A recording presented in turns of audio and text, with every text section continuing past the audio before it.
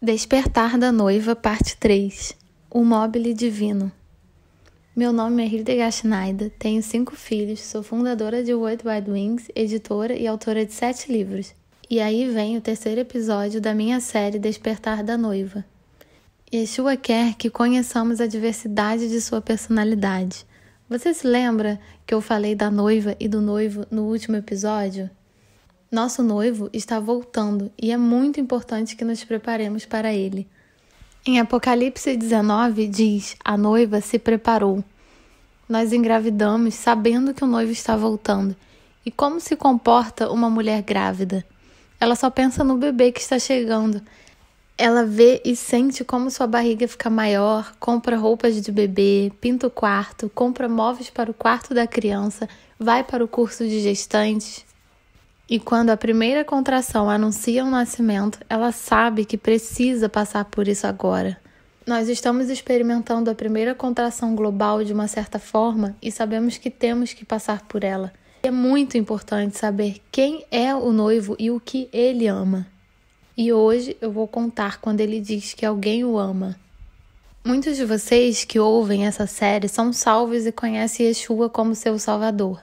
Seu nome hebraico Yeshua vem de Yah, Deus, e Shua, salvar. Em Atos 4,12 diz: e não há salvação em nenhum outro, porque nenhum outro nome sob o céu é dado às pessoas nas quais temos que ser salvos. Isso significa que só podemos ser salvos em nome de Yeshua. Você se lembra que eu prometi apresentar nesse episódio um outro adjetivo de Yeshua?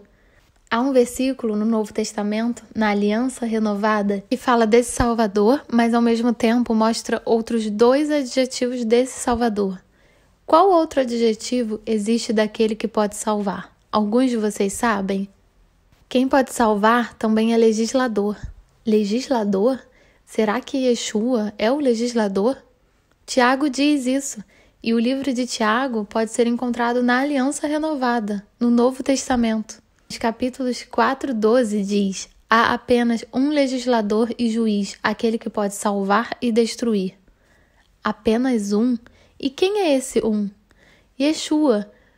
Mas a lei não foi abolida? Nós não estamos, como muitos ensinam, mais embaixo da lei? Então por que precisamos de Yeshua como legislador? Tem algo errado. Primeiro de tudo, não existe uma única pessoa no mundo que não viva de acordo com alguma lei. Todo cidadão deve cumprir as leis de sua nação. Se você é um empregador ou empregado, existem acordos entre as duas partes. Não há lugar sem lei, mas sim uma questão sobre quais leis uma pessoa vive. Quando somos salvos por Yeshua, nos tornamos cidadãos do seu reino. E é claro que existem leis em seu reino, ou seja, suas leis que vêm dele, o legislador. De acordo com Romanos 3:20, a lei de Yeshua reconhece que somos todos pecadores. Reconhecemos pela lei que precisamos de um salvador do pecado. Mas por que não podemos fornecer a justiça exigida pela lei? Romanos 8:4. Porque todos pecamos, precisamos de nova justiça. Essa justiça nos é dada pela fé em Yeshua, que foi feito pecado por nós e que na cruz suportou o castigo por nossas transgressões. Romanos 3:21-24. Então, se abolimos a lei, abolimos o pecado e a necessidade de precisar de um Salvador. A lei de Yahvé, no entanto, nos conscientiza de que somos pecadores e nos leva diretamente aos braços do nosso Redentor. Mas, como muitos dizem, precisamos apenas guardar o duplo mandamento do amor a Yahvé e ao próximo, como está escrito em Mateus 22:36-39. Ame Yahvé, o seu Elohim, de todo o coração, de toda a sua alma e de todo o seu entendimento. Este é o primeiro e maior mandamento.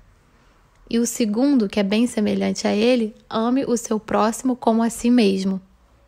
Mas o versículo logo a seguir, em Mateus 22:40, é simplesmente omitido, que diz: destes 2 mandamentos dependem toda a lei e os profetas. Isso significa que a lei e os profetas estão penduradas, a palavra grega é kremanime, nestas 2 leis. Agora, imagine um mobile. Mobile é aquele enfeite que penduramos em cima do berço do bebê. Uma estrutura equilibrada, suspensa, solta. Então, vamos comparar os mandamentos com esse mobile. Em cima, nesses 2 fios móveis, estão os 2 mandamentos, amar a Deus e amar ao próximo. E pendurados nesses 2 mandamentos estão as leis e as declarações dos profetas.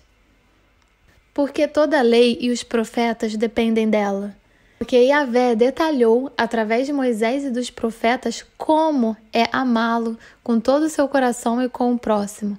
Se Yahvé não tivesse nos dado conhecimento detalhado, não saberíamos o que ele quer dizer com esse amor. Não é sobre o que pensamos, o que ele poderia ter significado, mas como ele vê isso. Um exemplo prático, amar os outros como a si mesmo é um amplo aspecto. Entendemos que você compartilha tudo um com o outro, incluindo o cônjuge. Se Yahvé não tivesse especificado em suas instruções que isso é impossível, alguém poderia chegar à conclusão errada. Somente nosso Estado possui milhares de leis. E é impressionante que Yahvé tem apenas 613 ensinamentos para o seu reino, e cerca de metade dos ensinamentos são relacionados aos serviços no templo. E como o 3º templo ainda não existe, atualmente não é válido. E os 10 mandamentos, ou 10 palavras, são termos genéricos sob os quais todas as outras instruções podem ser classificadas. Sim, mas Paulo não disse que a lei não se aplica mais? Bom, para Paulo ficou muito claro o que ele queria dizer. A lei do pecado e da morte não se aplica mais a nós, mas às instruções individuais. Para entender isso, precisamos conhecer a definição do pecado. Pecado é ilegalidade. Em 1 João 3,4 diz: todo aquele que pecar também pratica a ilegalidade. E pecado é ilegalidade. Pecado é ilegalidade. Então, como podemos dizer que não estamos mais sob a lei? Não estamos mais sob a lei do pecado e da morte. Se agíssemos sem Torá, sem lei, teríamos que morrer, mas Yeshua morreu em nosso lugar. Yeshua introduz uma medida especial do que é o amor para ele. Em João 14:21, ele diz: quem tem meus mandamentos e os guarda é quem me ama. Alguns de vocês devem conhecer o livro As 5 Linguagens do Amor. Algumas pessoas se sentem amadas quando recebem presentes, outras se vocês a ajudarem, e etc. E Yeshua se sente amado quando temos seus mandamentos e os guardamos. Yeshua nunca teve autoridade para abolir os mandamentos, então ele continua dizendo em João 14:21: mas quem me ama será amado por meu Pai, e eu o amarei e me revelarei a ele. O Pai e ele são um. E agora, para concluir o episódio de hoje, gostaria de colocar essas declarações no contexto dos 5 livros de Moisés, a Torá.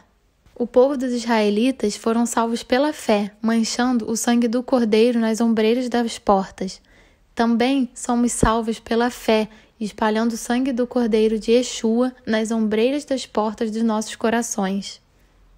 Depois disso, quando os israelitas estavam livres, foram levados ao Monte Sinai e receberam instruções de Yahvé para o seu reino. Somente agora, em liberdade, eles poderiam receber as instruções que não poderiam ter feito como prisioneiros no Egito. E é o mesmo para nós. Se somos salvos pela fé, não somos mais servos do pecado. Podemos manter a constituição do reino. Yahvé, por meio do seu profeta Oséias, no capítulo 8, versículo 3, diz: 10.000 vezes eu poderia escrever meus mandamentos para eles. Eles eram estranho para eles. Em hebraico, isso significa: escrevi grandes coisas da minha Torá para eles, mas eles os consideravam tzvua, estranhos. Tzvua significa estranho, mas também no sentido de uma mulher estranha, uma prostituta. Já é tempo de pararmos de pensar na Torá como algo estranho. É hora de se arrepender e ver a beleza da Torá, a constituição do seu reino. E quando reconhecermos isso, a Bíblia inteira resulta em uma única imagem onde tudo se encaixa maravilhosamente.